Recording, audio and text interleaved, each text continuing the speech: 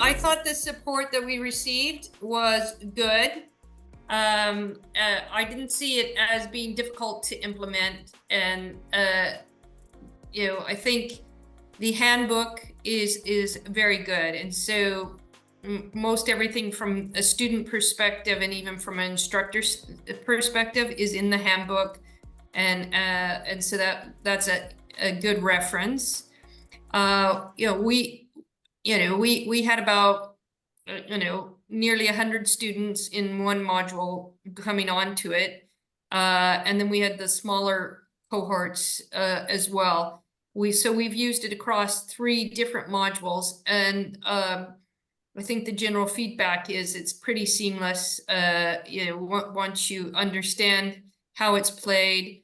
I like Jeremy's approach of having us play the game first, so that we had that experience, so that when we had the students play it, and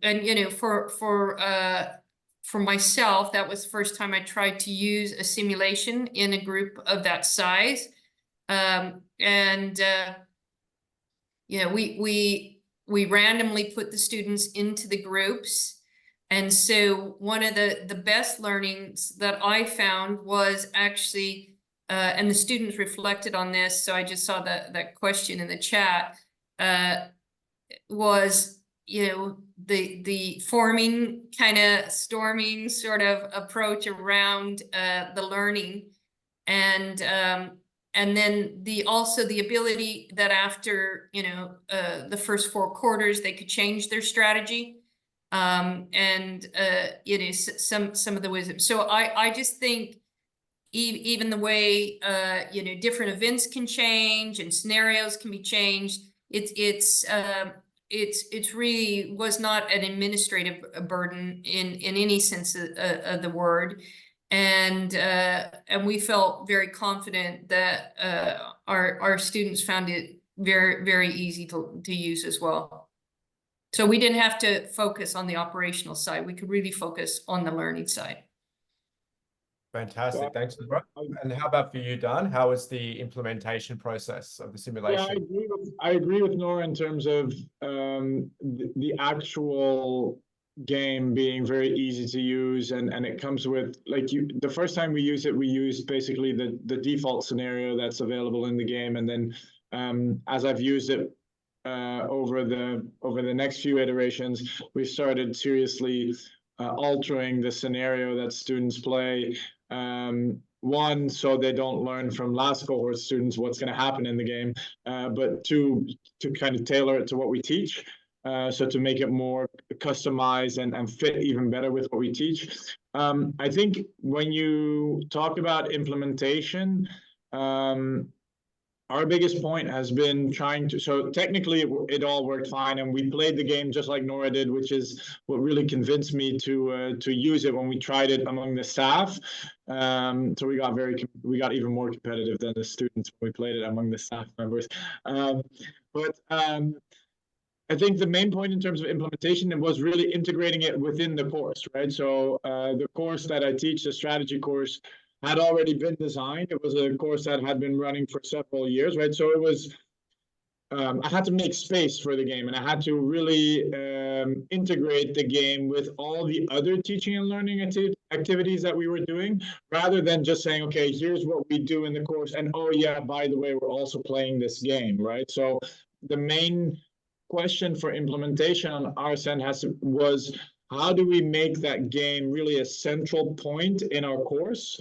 And how can we design the other activities around that, rather than doing it in parallel with the other things that we're teaching? So it has just been a matter of kind of getting things to fit, and really making sure that if we teach something, for example, in terms of how teams form strategy, or how do you formulate a strategy, is there an opportunity for them to then apply that in the game? So that has been kind of a back and forth exercise in the first iteration when we use the game, is you know, what do we design around it? What assignments do we design around it? If we don't grade students on their ranking in the game, what do we grade them on? And what kind of output do they need to produce for us to be able to assess their progress in those terms? So it's implementation has been mostly integration within the other course activities. I'd say that's kind of the bulk of the integration work. But doing that has really allowed us to also critically reflect on what are we teaching, and if this is not something that can be done in a simulated environment, should we then be teaching it? So it's really been kind of a driver for looking critically at what we want to offer students and why we do that. So it's been a very helpful tool in that. So kind of the implementation has been helpful in and of itself. Fantastic. Thank you, Dan and Nora. So you both touched on your experiences in the implementation process, and you did touch on your experiences actually teaching the simulation. But I was wondering if there's anything else you'd like to add to your experience. I know, Nora, obviously for you, it's still pretty fresh. You're still getting used to the simulation. But is there anything else that you'd like to add in terms of your experience so far in teaching the simulation? No, I think, you know, maybe in terms of how you time the simulation. So we put the simulation about halfway through our, so it's a strategic leadership course in healthcare.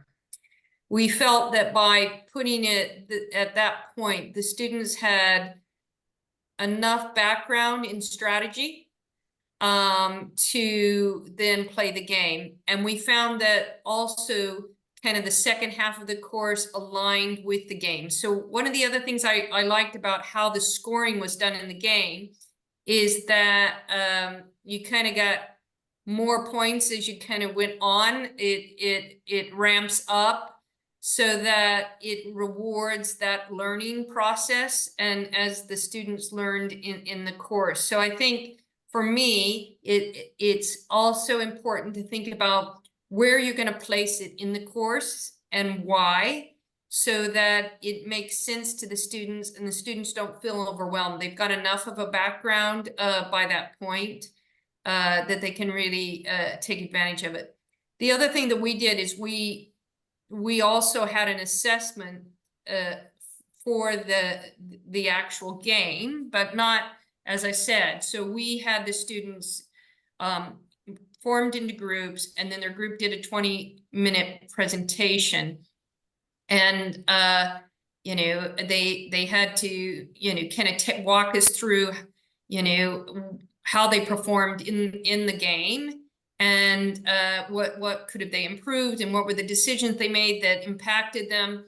And students, I think that was really helpful for getting them to reflect back in a very coherent way about their experience. But we were also really impressed to see how many of the student groups in that reflection process also reflected on the group dynamics. So by having different people so we had at the start of the game, the students not only, you know, had to come up with a vision and a mission and kind of what their strategic intent was going to be, but they had to come up with a governance structure in terms of who was going to do what role and why they had picked those particular roles for each team member. And that came out very strongly then in their presentations. You know, what it was like and how they worked together and the different roles that people played within the group. So I think that's something also that's really important in terms of the learning, not just in terms of the actual strategy, but the kind of governance structure that they put in place and how that worked and the kind of dynamics around that. Fantastic. Thank you, Nora. And Dan, what would you like to add to that? I completely agree. So the one thing that surprised me most when I did this simulation for the first time with my students is exactly what Nora is describing right now. It's the degree to which students came back, and we have a similar setup, you know, start of the game, formulate a mission, vision, strategy, kind of come in, do a presentation on it, and then at the end, kind of do a debrief also in a presentation format.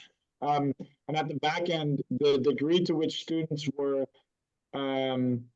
reflecting on, but also very open and enthusiastic about the progress that they had made in terms of their own leadership skills, their teamwork skills, their collaborative skills. I found that super surprising. And I found it surprising because, so this is the fourth period in our program. So they've had they've had 5 courses prior to my course where they've had group work and where they've had projects, you know, experiential learning type of projects in other course settings. So I wasn't expecting them to come back and be so enthusiastic about kind of the teamwork element of that, because I thought this is an element that you're also getting in other courses. So what's really unique is that we're now applying that to strategy, right? But for some reason, the sim offered a way for students to take it that more serious, I think, than other projects that they were on, that the teamwork aspect really came to the front and really was an added benefit for them. So that's one thing that I kind of surprised me, if you will, in implementing it. The other thing, and this was not as much surprising, was a bit by design, but the point Nora was making earlier about the game kind of incorporating not only the strategic level decision making, but also the finances and the capacity elements, so the operations element, basically. The students take a financial management course in parallel to my strategy course, and they were coming back and saying, well, actually, the assignment that we had in the financial management course was nice, but what we learned there, we were really applying here in this course. So kind of the integration of that strategy and financial aspect, and to a lesser extent to the operations management aspect. That is something that they were really acknowledging, but that was, like I said, by design of the game, that was more of an expectation that they would, and I was just happy that they did experience it that way.